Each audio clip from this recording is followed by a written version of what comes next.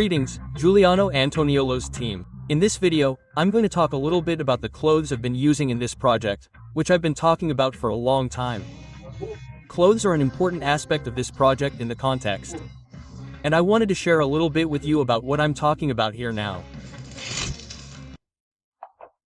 Still talking about clothes, you'll see a lot of things that are industrialized, right, made by brands and manufacturers, but you'll also see some handmade items, things that I made for myself. So, even within the clothing aspect, I continue to apply, to some extent, at least the do-it-yourself, right, or do-it-yourself. That's what I've been talking about for so long here on my channel, and especially in this series, the importance of knowing how to produce items for ourselves, be it soap, medicine, razors, or clothes, in this case now. So you'll have the opportunity to see that I made some of these pieces myself for my own use out there in the countryside. And before I show you these clothes, let me just say this about the shoes. I'm not going to show you any shoes here, because I had to make some concessions when it came to shoes. When I have to walk a lot, nowadays, man, I can't do without comfortable boots.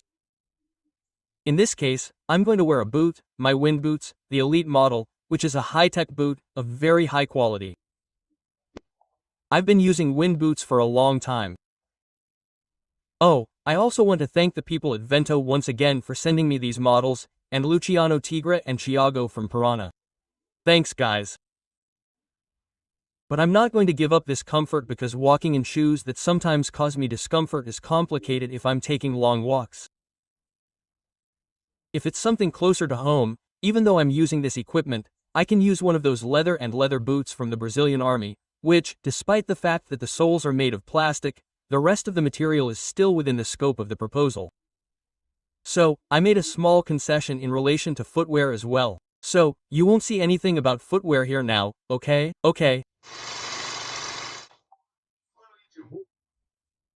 When we're talking about old clothes in terms of fabrics and the materials that were used for these clothes, we didn't have as many options available before as we do today.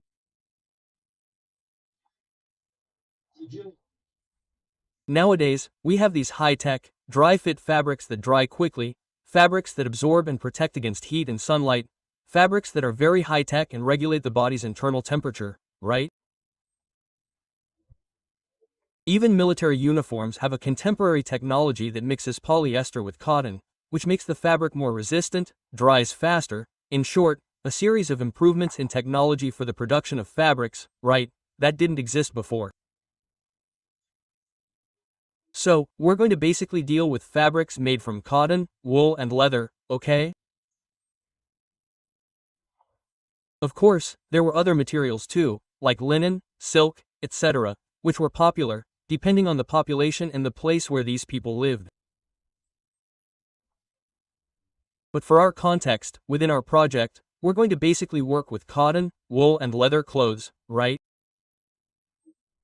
Like this vest here that I'm wearing, which is part of the project.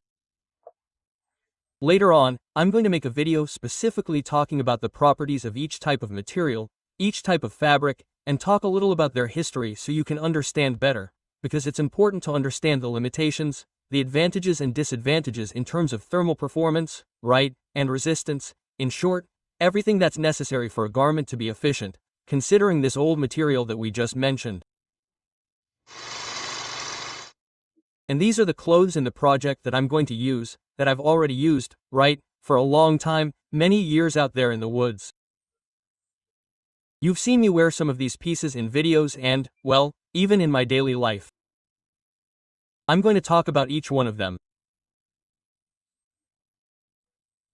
Here we have a set of shirts, a set of sweaters, pants, coats, blankets, ponchos, everything I've been using in the woods or even to carry out this project.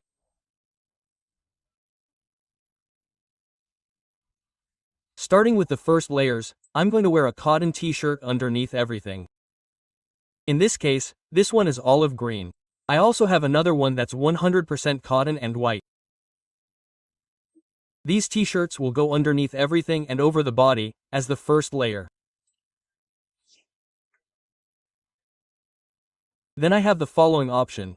If it's a little colder, I can wear this long-sleeve knit shirt over the t-shirt, but it's a slightly thicker knit.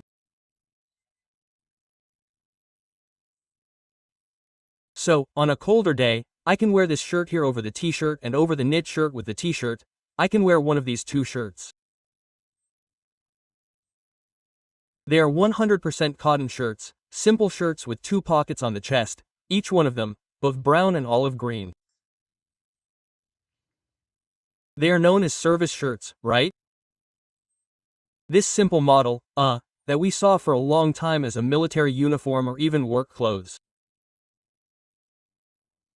Well, here in this case the colors are dark olive green, and this one here, this brown, more pulled towards coyote. I wear these shirts a lot, even in my day-to-day life. Normally you will see me there. I always have a shirt like this here because I really like it. And it is an old material, it is within the proposal, and it is an old model too.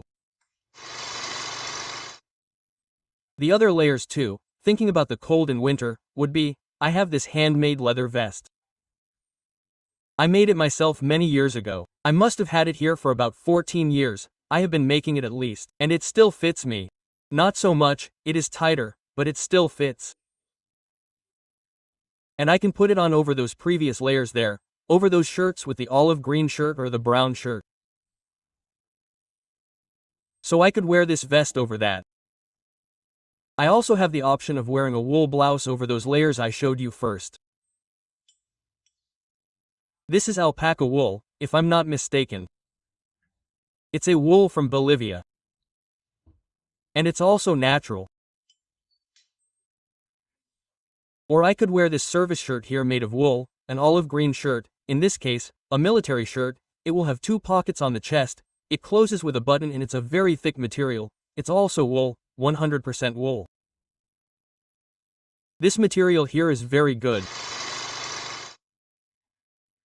Regarding the pants in the project, they're all cotton pants. This model we call the formal model, but they have a specific characteristic. They're called chino pants or cat pants. Which doesn't necessarily mean the cat color, but the style of the pants. And these chino pants or khaki pants were military pants from the beginning of the 20th century. Several armies used this type of pants, and they ended up becoming popular among civilians as well, especially after World War II, because as I said, their shape and model are the same as the dress pants we have today. There will be some differences. For example, this one here, look, the back pockets are open. This one here has a lid, but in this case, this one is a very thick, very resistant denim. This one here is a twill. The twill is a little thinner. In the next video next week I will talk about the differences in fabrics, the difference between cotton fabric, from twill, to wool, and the characteristics, advantages and disadvantages of each one of them. So you will understand why people used this material back then, which was actually what they had, right? There were variations in the weave and thickness, but the actual material, the main material was wool, cotton, basically, something else, but it's beautiful, maybe, but anyway. So in the next video I'm going to talk about the characteristics of the fabrics, the advantages and disadvantages of each one. But in this case, these pants are the brown chino pants. And if I'm going to wear shorts, I have these shorts here, a pair of twill shorts that are also a little darker than the pants. Well, they're lighter shorts, right? So, for summer, these are excellent. And they're also a chino model, right, but in shorts. So these are the pants I'm using in this project. I also use them on a daily basis, especially the K pants, which I wear practically every week. And these other pants here I use a lot for camping too. So these are clothes that I'm already used to wearing, and they have exactly the same model as 100 years ago, right? If I wore these 100 years ago, no one would notice any difference. There wouldn't be anything out of the standard there of what they were already used to seeing in their daily lives. Finally, we have the outer layer, the outermost layer of all, which is this coat, also 100% wool, a handmade coat. I made this coat, there's already a video showing it, me making the coat and using it in other videos in winter camps, including in the RUP this year, in 2025, I intend to take it, I intend to use this coat there. Oh, and it was all handmade, as you can see, it has 2 layers of lining here. And it was made with a wool blanket that I received as a gift a long time ago from Humberto Costa, my friend there, my brother from the woods. And I transformed that blanket into this wool coat. It was a coat, it was an olive green army blanket. It is a slightly lighter shade than the blanket I am currently using, which is the same type of army wool as well, but in a darker shade of green, you will see in a little while. But then this would be the outermost layer that I would put on top of all those others. It doesn't mean that I'm going to wear all those clothes at the same time, okay? Still talking about the clothes, I still need to talk about the hat. This is a double wool hat, a Bolivian hat. So it keeps you warm. I've worn this one before, a few times in the winter, really cold, right? It helps a lot. And the socks are basically simple cotton socks like this one. And this pair of wool socks here, it's a rule, it's a merino sock, merino wool, right? It's a wool that has very special characteristics, it doesn't itch, it doesn't irritate, and it keeps you warm. So, in addition to the cotton socks, I'm also going to have this pair of wool socks here. I also have another external shelter here, it's a poncho, 100% wool, made with the Brazilian army blanket too. I bought this blanket here online and cut it and made this poncho. And I still had material left over to make a hood.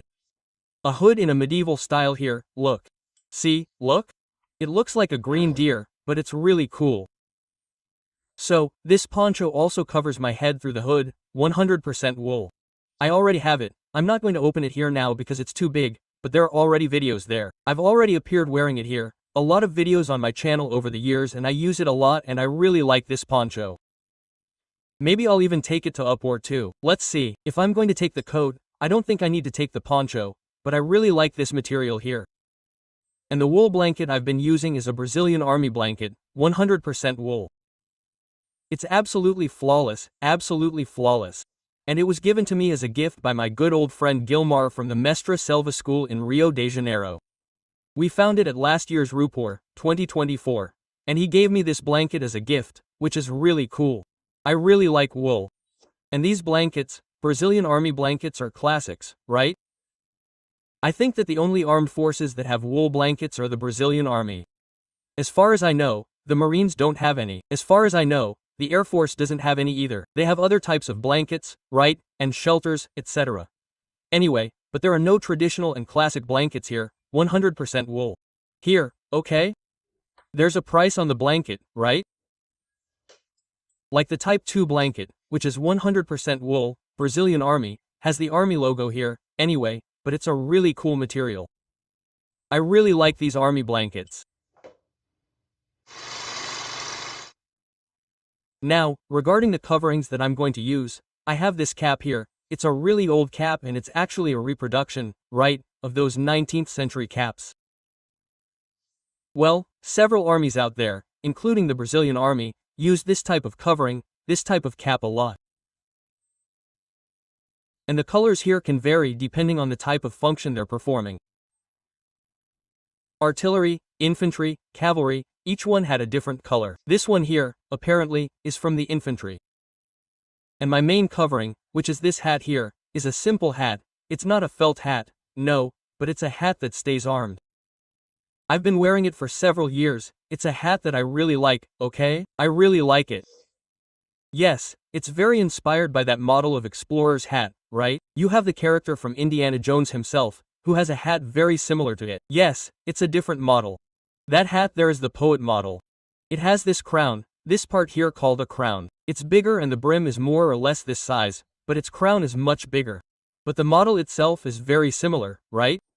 Which is very typical, very common for those hats that men wore in the first half of the 20th century, during the 1920s, 1930s, 1940s, right?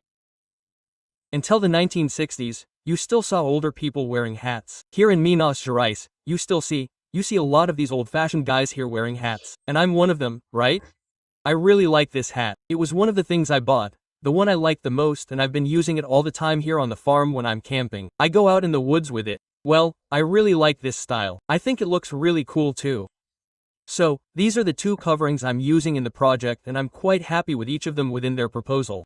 I don't know if I'll use it a lot less, right? And I use it a lot less, but if I have to use a cap, I want something less bulky, lighter. I have the option of this, instead of the big hat that's heavier. Another aspect I want to emphasize here is the following. Even though I have a series of clothes and warm clothes, mainly to be able to use in this project, it doesn't mean that I'll use all of those clothes at once throughout the entire camp. I can vary, take one or use one or another piece, depending on where the camp is, how long I'm going to spend there. So that will vary a lot. Now, within this project, I'll be using more or less of those clothes, depending on the season, the location, the length of my trip, and so on, all of the aspects I've already mentioned. I just wanted to point that out. So, these are the clothes I'm using in the project once again. They're simple clothes, right?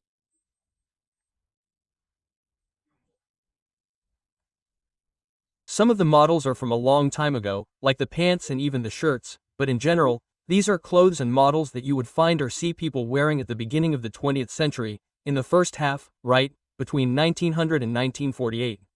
Of course, the format could change a little, or something else, depending on the fashion of the decade. But it didn't vary much in relation to that, no. And now I want to know from you, if you usually wear these cotton or wool clothes, what do you think, or do you prefer more modern, more technological fabrics? What did you think of the clothes in my project? Please leave all of this in your comments below. And of course, if you enjoyed this video, please click the like button below, subscribe to our channel, share the video in your WhatsApp groups, and join our members club so you can interact more closely with me. Remember that Mestre du Mar School has a series of products on the market, such as our knives and pocket knives developed in partnership with Melaria. It's all here in the description of this video, in case you want to check it out and visit the website, our store, and Solaria's store too. This was Julian Antoniolo and we'll see each other again soon, right guys? Big hug!